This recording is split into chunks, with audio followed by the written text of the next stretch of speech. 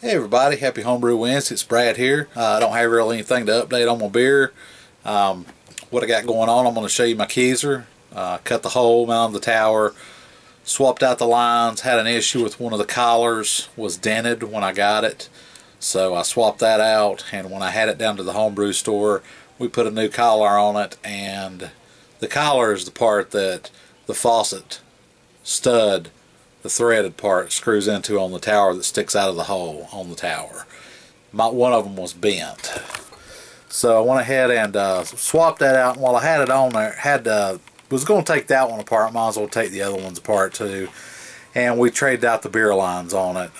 Went from being, it came with, it's either 5 or 6 foot beer lines with sinky keg ends on it, and since I'm using corny kegs, I was going to have to cut those ends off anyway. So I just took the whole line off, and we cut new 10-foot lines, and I fixed those onto the faucets and put quick disconnects on those. So got that all wrapped up. Show you some footage of cutting the hole and mounting the tower and all that. So we'll cut to that. Okay, here is my STC1000 wired up and running. I am not going to do a how-to video on this because one's already been done, a really good one out there. Check out Glenn's channel, Homebrew Brewery. He shows you how to wire this thing up step by step. I googled STC1000 wiring diagram and got this. The only difference between this one and mine was the heat and cool was switched around. Not a big deal. I didn't wire up the heat block because I'm not going to run a heater in my Keezer. Got a Radio Shack project box. Drilled some holes in the lid, in the sides and the back. Also, I did not solder. I am not a solderer. I got a gun, but I haven't practiced with it, and really didn't feel like practicing today, so oh well. And drilled some holes in the back, and some bigger holes for the cable. The green one is cool. The black one in the middle is the power wire, and our main power, and then I've got the thermostat running out on the right. And I used a trick Glenn showed me on his video. Basically, you just put some zip ties on the back side of your cable so it'll keep you from pulling them out, because they're just basically, they're set screws in the bottom of the back of the STC1000 that you strip the wires down, stick them in there and tighten them down. It's like an old-timey fuse box like they use on a Volkswagen Beetle or something. And then I wire nut it. And what I did with the thermostat probe wire, since it's kind of thin, was I just run some black electrical tape around it and build it up. You probably can't see that because it's black on black in there, but basically just fatten it up with some electrical tape, and then you can put the zip tie on it too, and then it'll hold it down. But anyway, that's it running. It's 22.7 in the living room or the kitchen right now. And what I did was I went to Lowe's and got a 8-foot lawn and garden power or extension cable and just cut it in half. So I got 2 4-foot cables, and then here's the other half of it in case I need it for anything else. And I've already stripped the wires off of it. And so basically I priced just getting the cables and building it from scratch, and the plug-ins by themselves are just like $5, and that whole cable was less than 10. So, and it's already got the ends on it.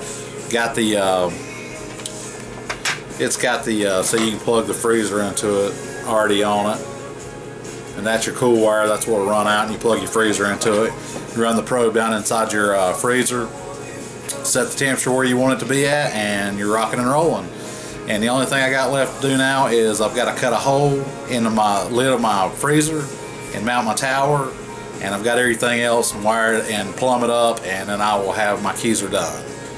So I will come back and show you that when I do my, I'm going to do a kind of a how-to video. I'm not going to show, like I say, I'll link Glenn's video for the controller, so if you want to see that, wired up step by step, he'll show you how to do it. The only difference is he's in Europe, and they use different colored wires, but it's not that hard to figure out. They use blue and brown and yellow, where we use black and white and green in the US. But it's not a big deal. If you got any kind of electrical savvy, you can watch this video, wire it right up, no problems. And even if you don't have electrical savvy, you can watch this video and wire it right up. Hardest thing you gotta do is just strip the wire ends off. Make sure you put the ones in the right place. He goes through, it's a great video. Just go check it out if you want to see how to wire one of these up. Alright, the STC1000 controller is on its new home. The Keezer. I had this thing plugged up, just running off the analog thermostat, and it's already down. It bottomed out at 18.3, negative 18.3 Celsius. As you can see, it's calling for heat because I set it for the 1 degree temperature differential. There's nothing wired up, so it's not doing anything. It's just calling for heat.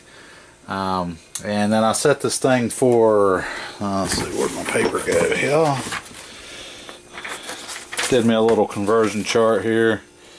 Let's see, 36 to 38 degrees Fahrenheit serving temperature, so you don't get a lot of foam. So that's 38 is 3.33, 37 is 2.77, 36 is 2.22, and I think I set it for like 2.8, so it's like 37 and some change, somewhere right around in there. But that's it, wired up, running. And this is some more goodies. This is my beer tower, and this will be getting mounted on next. You can see here, it's a 3-inch column with 3 taps, and it's already got the beer line sucked up to it. I just have to remove the Sankey keg ends and everything. It's got the gasket there. Make sure this fucker ain't gonna fall. And here's some more goodies. There's the tap handle.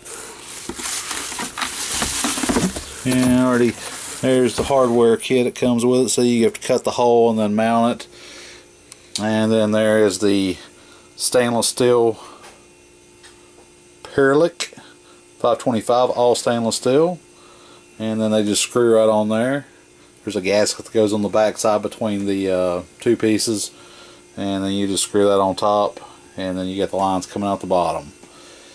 And that's my beer tower. And another quick shot. I don't know if you've really paid that much attention to this room whenever I've been back here before, but it's been a holy friggin' mess. And then I put shelves up. Got a fermenter, brew pot, mash tun, a couple other fermenters, some more brewing stuff. Put up another shelf back there. Got the emergency space heater in there in case the power goes out here in the winter time. Then you just took the propane tank up off the grill outside on it. I wanted to leave that in here so it'd be easy to get to. Weight machine, and then Keezer, freezer, and look, you can see the floor. First time you've been able to see the floor in this place in forever. Back there's the pale ale, and there's the dipper. And then I've got the cider. I think what I'm actually going to do is just keg the 3 gallons of cider I've got, and then do the pale ale and the dipper. And then once that floats, I've got a oatmeal coffee stout going right now that will be going back in behind it. And that's what those grains are right there. I picked those up yesterday. That's the grain bill for my coffee oatmeal coffee stout. And then here's my mean girlfriend trying to run away, so I'm gonna chase her. See, there she is. She likes being on camera. I need your help. See, let's do a close up of her ear. I guess I better go. She needs my help. Okay, I'm cutting the hole for the tower, and one of the things that I did was I had bought a hobby box for the STC1000, and it comes with an aluminum plate, which is basically a spare lid. And this kit comes with long screws which go all the way through. This is the plug I took out right here.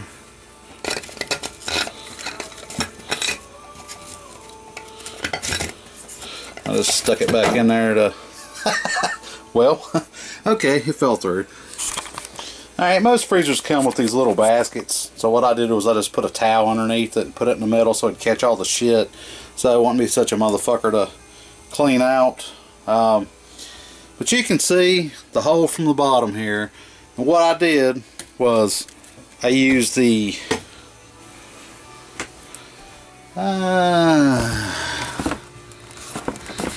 gasket that comes for your tower base. Use this for a template. Measure it off. Take a tape measure, run it from one corner to the next. Mark it in the middle. Do the same thing on the other side, and that will give you your dead center. Then you can take and just line this up on that center, and then mark your holes and drill them. And a lot of these guys are using 2.5 inch hole saws. I had a 3. My tower's 3, so I just went ahead and used it because I didn't really want to spend the $12 to go get another one. And it cuts all the way down through the foam, the plastic. There's the plug. The mounting screws, the bolts that come with this thing, will go all the way through it. My issue with it was there is no plate on the bottom to screw up to. So you're going to be screwing into either plastic, or you're going to have to wallow the holes out and then mount to the bottom of the metal, which is very thin. So I see this being a problem with having flex and causing air leaks possibly. So what I'm going to do is I took that lid that came with my hobby box, and I'm going to mount it to the bottom. So the nuts and the washers will have something to screw up to, and what that will do is it will sandwich the plastic and the foam and the metal all together. The tower will squeeze it from the top. This plate will squeeze it from the bottom. Since I did not cut the hole in this at the same time as I did the other one, I cut the center hole first, and then I drilled the other holes. And this thing is small and flimsy, and you don't want to try to hold this with your hand while you're trying to cut it. What I'm going to do is I'm going to go ahead and bolt it in place like it's going to be once it's all put together. And then I can just take the hole saw and come all the way down through the middle, because it'll be centered anyway. And then it will center, self-center, and then I can just go ahead and just drill it on through. The shavings will go ahead and fall down inside the towel that I've got in the catch tray there. And then I can take it off, mount the tower, and then the nuts will, this aluminum plate will be what they're fastening up to, and then there'll be a 3-inch hole, and I'm not even going to trim this up. I'm just going to leave it like it is because it's flat, and it'll just pull up, and that'll actually help it give it more stability, because it'll spread out the stress onto the bottom of the plastic, and then that will give it a nice firm mounting point that should hold and not give any trouble at all. So I didn't like the idea of mounting to this real thin metal, and I didn't like the idea of screwing those nuts, those washers and nuts up to the bottom of the plastic. Probably would have been okay, but it just seemed kind of chancy, and I wanted to strengthen it up a little bit. I want this thing to last as long as it's going to. So build it right the first time. Now that's just one little trick that I'm going to do. And if you're home brewing, you're probably going to build yourself a stir plate anyway. And this one comes with the hobby boxes from Radio Shack. So if you decide to build a Keezer later, hold on to that plate, and you can use it for the same thing I did. Okay, you can see I got the plate bolted in place, and it's just screws in the top. And then when you put your drill in there, the hole saw, the outer edge will center it, and then the drill bit will go through that, and then you'll get your hole cut perfectly, and it'll be held in place by the bolts and stuff instead of trying to put it in a vise or whatever. That's just a little tip for you. I hope that helps somebody out down the road. That's what this whole community is about. It's helping each other out and making things easier on the next guy. Alright, cut it out perfectly. You can see it fell down in there along with all the metal shavings, and we have a perfect hole here. Now all I got to do is unbolt this, stick the tower on, bolt it back up, and we have a beer tower mounted. Cheers. Alright, here it is finished. Got the beer tower all installed and plumbed up. Wound up having an issue with one of the collars. It was actually on this one right here. This collar was bent. It had a flat spot in it and it was keeping the faucet from threading up in there. So I took it down to the brew shed, and Dan had another collar and we took it apart. Well, actually he let me use his wrench, and wound up buying me one of those wrenches. I actually bought his. He said he had a spare. One of his wrenches anyway. And since I was going ahead and take it apart anyway, I went ahead and took the 6-foot beer lines that came on it with the Sankey keg ends off and put 10-foot beer lines on it, because kind of the rule of thumb with your draft lines is you need 10-foot serving lines to have the correct amount of back pressure and resistance on the lines to prevent foaming. So I swapped out the lines that were on it with 10-foot lines, and then I put my quick disconnects on the end of it. So this is my Keezer all done, and we're getting ready to see it kick on. When it hits 3.7, it will cut on. You can see the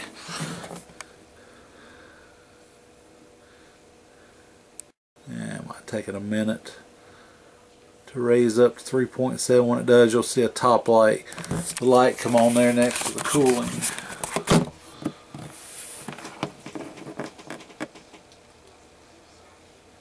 Then you'll hear the compressor kick on.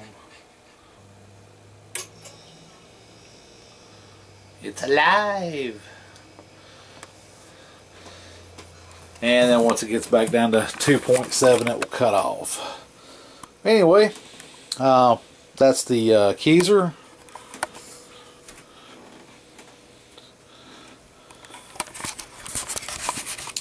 And that's going to wrap up this Homebrew Wednesday. Hope you guys have a good one. I will see you next week. Happy Homebrew Wednesday. Cheers.